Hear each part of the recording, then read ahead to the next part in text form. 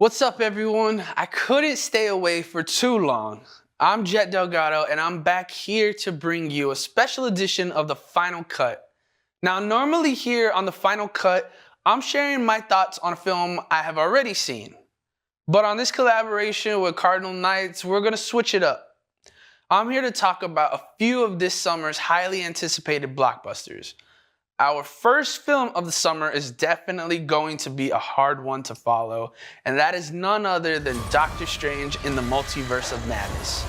In the last MCU film, No Way Home, the world was given the gift of seeing Tom Holland's Spider-Man team up with Andrew Garfield and the GOAT Tobey Maguire. This was just the tip of the iceberg involving the multiverse. Benedict Cumberbatch is back in the lead role as what appears to be multiple variants of Doctor Strange. Marvel has also creatively developed trailers to frame Elizabeth Olsen's Scarlet Witch as the lead antagonist. I'm not really buying it, but I'm extremely excited to see where this story takes off. If you've been keeping up with these newly released trailers and TV spots for Doctor Strange, then you are well aware that we're in for quite the treat when it comes to cameos. In the Multiverse of Madness, Strange is dealing with the repercussions from his spell tampering and disruption of the multiverse. From Zombie Strange to Professor X, I'm sure Marvel will provide more show-stopping MCU introductions and cameos from other timelines, but I'm really curious to see how all of this beautiful chaos will be tightly compacted with a runtime of 2 hours and 6 minutes. If that doesn't hype you up, have this in mind. Multiverse of Madness is directed by the legendary Sam Raimi. You may have heard his name float around the likes of Evil Dead and the OG Spider-Man trilogy. I know I cannot wait to see the dark spin Raimi will display on his debut MCU film. If Tobey and Andrew were the start of this Multiverse Madness, well, just know I'll be there opening night, screaming louder than a 6-year-old getting a new bike on Christmas morning. Doctor Strange in the Multiverse of Madness will release everywhere in theaters on May 6th. Now, if the superhero genre isn't really for you, no worries. This summer has got you covered with another type of action-adventure film, especially for all my servicemen and women. That movie is Top Gun: Maverick. The wait is finally over after so many delays from 2018. The Top Gun sequel is set to release on May 27th. Tom Cruise will reprise his role alongside Jennifer Connelly, John Hamm, and Miles Teller. I gotta be honest, I don't have a personal attachment to this film, but I blame that on the time I was born. The original film was released back in 1986 and made over $350 million worldwide at the box office. I'm sure the sequel will surpass the original in sales because the fandom for this classic is like no other. I know peeps like my mom and my grandpa are well excited for this new installment. From the footage I've seen, I can tell you this is not a movie from the 80s. I'm a big advocate for game changers, and I believe that's what happens here in the production aspect of the new film. Top Gun: Maverick gained my attention as soon as I found out that the film would not rely on CGI for the aerial shots. It's gonna be quite amazing to see these intense POVs of the actors as they capture real emotions from the cockpit, which I think will really add to the emotion and legitimacy to the story of Top Gun. Once again, Top Gun will be released this summer in theaters everywhere on May 27th. Our next summer blockbuster is sure to be an action-packed thrill ride, start to finish. It's part of a franchise I've followed for quite some time. I'm talking about Jurassic World Dominion.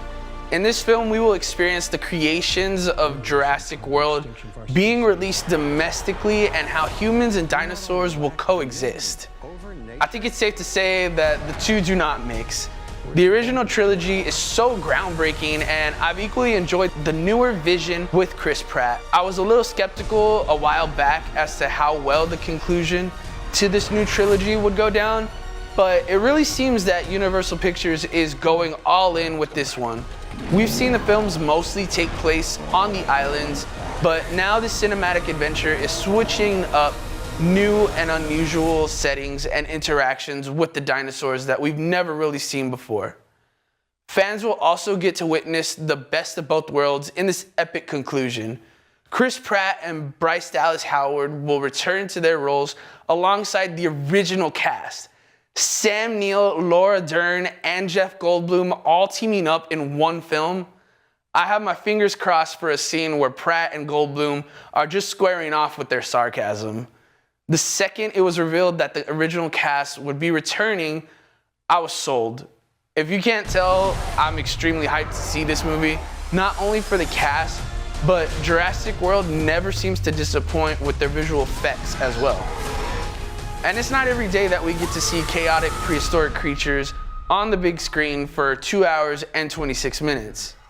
This is a film I've been looking forward to for so long, and I was extremely bummed out when it got delayed an entire year due to the pandemic. But now the wait is nearly over. Jurassic World Dominion will be released this summer on June 10th.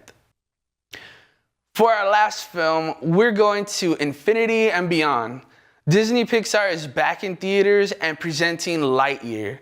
If you're like myself and have lost touch with Pixar releases as of late, well then this is the movie we can all come back for. The world is all too familiar with the iconic world of Toy Story, but Lightyear is a film about the actual Buzz Lightyear. I was extremely sad and somewhat reluctant to this film when I heard that Tim Allen would not be reprising his role. However, I'm willing to look the other way and give a chance to none other than Captain America himself, Chris Evans. This film looks absolutely amazing. Pixar never ever seems to disappoint and always finds a way to get the audience right in their feels. If the trailer is any indication, I'm gonna go out on a limb and say Lightyear will be the biggest box office hit for animated films since Toy Story 4. I'm extremely looking forward at diving deep into the rivalry between the evil Emperor Zurg and Buzz Lightyear to see an actual showdown happen between the two. Lightyear will also have a cast ranging from Keke Palmer, James Brolin, Taika Waititi, and many more. Lightyear will be the perfect film to take the whole family and enjoy, and you can do so on June 17th. I know I'll be there in the big kids section with my large icy and popcorn, ready to see Buzz Lightyear on the big screen once again. Well, that's all we have for you on this collaboration with Cardinal Knights. I'm your host, Jett Delgado, and this has been the final cut. Thank you.